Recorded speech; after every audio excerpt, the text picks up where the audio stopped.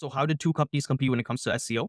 Just like with any product, there's competition between companies when it comes to SEO, right? Just like with the company, you have to pick where you're actually competing.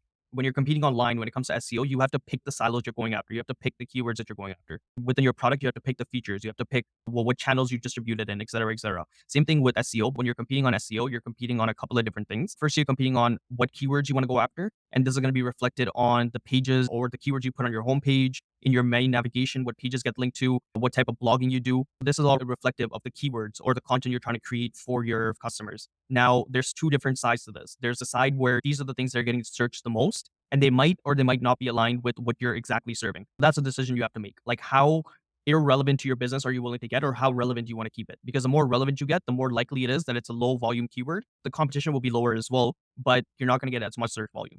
The other side of the spectrum is you're going to write about exactly what your product is, and you're going to go very niche with it. These are the decisions you have to make, what keywords you're going after. The other thing you're competing on when it comes to search engines is authority. And authority is built a couple of different ways. Authority is built firstly through your backlink profile. That's where the word authority comes from. Even all the tools, Moz, Ahrefs, SEMrush, they have this sort of a domain authority, domain rating type scores, but all of them default to your backlink profile. They're reviewing how many backlinks you have, the quality of those backlinks, the amount of traffic that's going to those websites in order to determine what your domain authority or domain rating is. So you're competing on that. You're competing on how many people actually link to you from other parts of the website. Apart from that, what you're competing on when it comes to SEO is user signals. When people come on your website, do they stay on your website? Is there dwell time high? Are they clicking around? Are they scrolling? That's another thing.